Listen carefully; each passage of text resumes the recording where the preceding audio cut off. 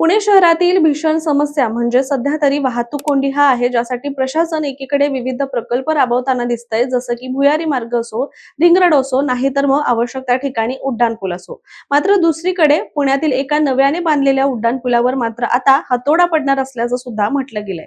तो म्हणजे हडपसर ते यवत हा उन्नत मार्ग तयार करताना गाडीतळ तसेच नोबेल हॉस्पिटल जवळील महापालिकेनं बांधलेला हा उड्डाणपूल आहे. याबद्दल आणखी महत्त्वाचे अपडेट म्हणजे याबद्दलच दिवंगत उपमुख्यमंत्री अजित पवार यांच्याशी बोलणं झालं होतं असंही म्हटलं जातंय.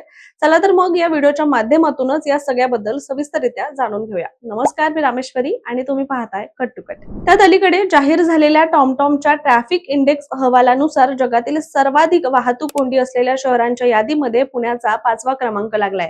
त्यामुळे या समस्येची तीव्रता आता अधोरेखित झाली आहे आणि याच पार्श्वभूमीवर वाहतूक सुरळीत करण्यासाठी आणि भविष्यातील वाढता ताण लक्षात घेऊन प्रशासनानं युद्ध पातळीवर उपाययोजना करायला सुरुवात केली आहे. पुणे रिंग रोड सह जिल्ह्यातील महत्त्वाच्या पायाभूत सुविधा प्रकल्पांना आता गती देत शहराला ट्रॅफिक मुक्त करण्यासाठी निर्णायक पावलं उचलली जात आहेत आणि म्हणूनच रिंग रोड प्रकल्पाच्या पूर्व भागाचं काम हे 2028 पर्यंत पूर्ण करण्याचं उद्दिष्ट ठेवण्यात आलंय. यासोबतच पश्चिम भागाचं काम सुद्धा 2026 पर्यंत पूर्ण करण्याचं नियोजन आहे. दरम्यान याच कामाचा भाग म्हणून काही उड्डाणपुलांबाबत आता फेर आढावा सुद्धा घेतला जाणार आहे. विशेषतः हडपसर परिसरातील उड्डाणपूल पुन्हा एकदा चर्चेत आलाय. हडपसर येथील हा उड्डाणपूल उभारल्यानंतर त्याच्या रचनेवर राज्यभरातून मोठ्या प्रमाणावर टीका सुरू झाली. वाहतूक सुरळीत करण्याऐवजी या पुलामुळे वाहतूक कोंडी अधिकच वाढू लागली असा सुद्धा आरोप होऊ लागला आणि यासोबतच हा उड्डाणपूल म्हणजे अपघाताचं केंद्र असं सुद्धा याला म्हटलं गेलं होतं आणि नागरिकांकडून सुद्धा याबद्दल वारंवार तक्रारी पुढे आल्या होत्या आणि या पार्श्वभूमीवर दिवंगत उपमुख्य अजित पवार यांनी सुद्धा संबंधित उड्डाणपुलाच्या रचनेवर याआधी म्हणजे ते अस्तित्वात असताना टीका सुद्धा केली होती आणि स्पष्टपणे भूमिका मांडली होती. त्यांच्या उपस्थितीत झालेल्या बैठकीमध्ये गाडीतळ परिसर तसेच नोबेल हॉस्पिटल जवळील विद्यमान उड्डाणपुलाचा मुद्दा हा उपस्थित करण्यात आला होता आणि संबंधित उड्डाणपूल हा पाडण्याची आवश्यकता भासू शकते अशी सुद्धा चर्चा त्यावेळी झाली होती.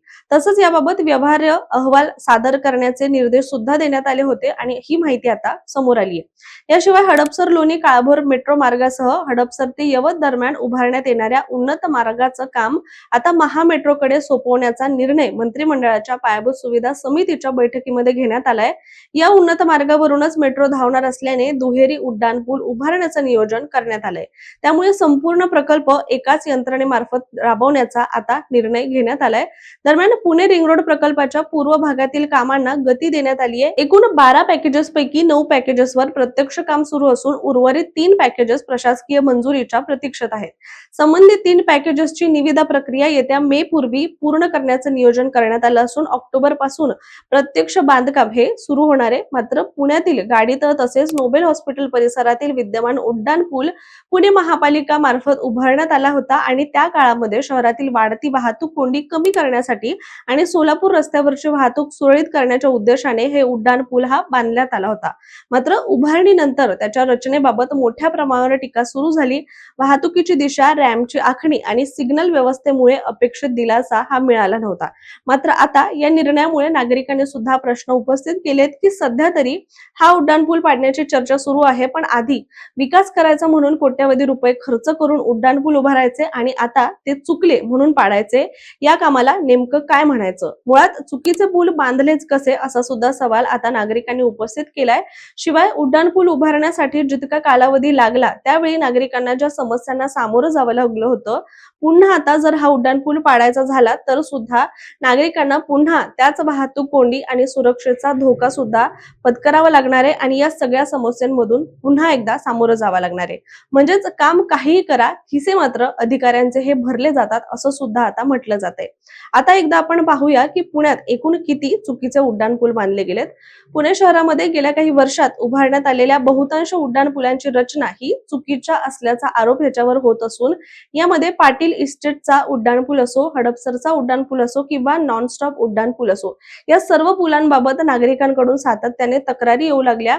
इतकंच नव्हे तर पुणे सावित्रीबाई फुले विद्यापीठासमोरील उड्डाणपूल आणि ई स्क्वेअर चौकातील उड्डाणपूल हे देखील चुकीच्या नियोजनामुळे पाडण्याची वेळ ह्याच्यावर आली होती असंही म्हटलं गेलं. दरम्यान याआधी सुद्धा आपण याबद्दल एक व्हिडिओ केला होता जो सिंहगड उड्डाणपुलाबद्दल होता, ज्यामध्ये 118 कोटी रुपये खर्चून मेट्रोच्या कामासाठी आता हा पूल 66 ठिकाणी तोडावा लागणार असं देखील बोललं गेलं होतं. दरम्यान तुम्हाला जर या विषयावर संपूर्ण माहिती जाणून घ्यायची असेल तर आपल्या चॅनलवर हा व्हिडिओ तुम्ही नक्की बघू शकता. याशिवायच उपस्थित होणारे प्रश्न म्हणजे जर पुलाची रचना चुकीची होती तर मग त्याला आधी मंजुरी का दिली गेली होती, डिझाईनला हिरवा कंदील कोणी दिला, कामाची तपासणी कुणी केली आणि आता तो पाडण्याची वेळ आली आहे तर त्या आर्थिक नुकसानीची जबाबदारी नेमकी कोणाची, असं सुद्धा आता पुणेकर बोलू लागले. त्यामुळे आता सगळ्यांचं लक्ष आहे ते म्हणजे हा उड्डाण पूल खरंच पाडणार का, पण हे सगळं करून सुद्धा पुण्यातील वाहतूक कोंडी कमी होणार का, हा सुद्धा प्रश्न तसाच उरतोय. त्यामुळे हे सगळे आता जी प्रश्नांची उत्तर आहे ते आपल्याला वेळच सांगेल. मात्र पुन्हा जनतेचा पैसा पाण्यासारखा उडवला जाणार का असंही विचारलं जात आहे. त्यामुळे तुम्हाला याबद्दल काय वाटतंय, तुमचं मत काय, कमेंट करून नक्की सांगा. आणि अशाच माहितीपूर्ण व्हिडिओसाठी सुद्धा कट टू कटच्या YouTube चॅनलला सबस्क्राईब करायला विसरू नका.